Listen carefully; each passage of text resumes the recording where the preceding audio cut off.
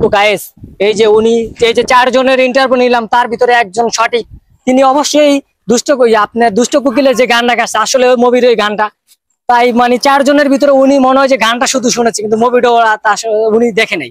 তো নেক্সট আরেকজন আছে, তার ভিতর থেকে আসলে তার গল্প মন্তব্যটা কি, যে মানে মুভিটা তিনি দেখছে কিনা, মুভিটার কোন ডায়লগটা তার কাছে ভালো লাগছে, তো সেই জিনিসটাই তার কাছে শেয়ার করবো। তো চলুন। তো ভাই, এই যে আপনি তুফান সিনেমাটা যে পুরোটা কি দেখা হয়েছে আপনার?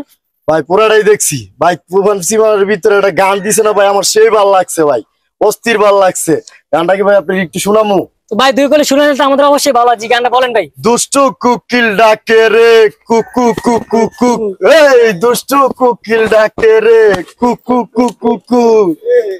ভাই আমার এখন সময় নাই, বাসায় যাই, আসি ভাই। তুফান, এই যে ভাই আপনি এদিকে আসেন।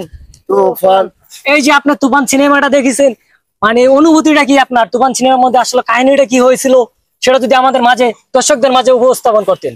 ভাই দুঃখের বিষয় কি বলবো ভাই, তুফান সিনেমা দেখে প্রথমে আমার কান্না চলে এসেছিল ভাই। কারণ তুফান সিনেমার ভিতরে খাইরুল সুন্দরকে কলসি ভরাতে আমি না করেছিলাম, সে কলসি ভরে জলের ভিতরে যে ডুবে মারা গেল ভাই। তারপরে আমার চোখ দিয়ে ওয়াটার চলে আসলো।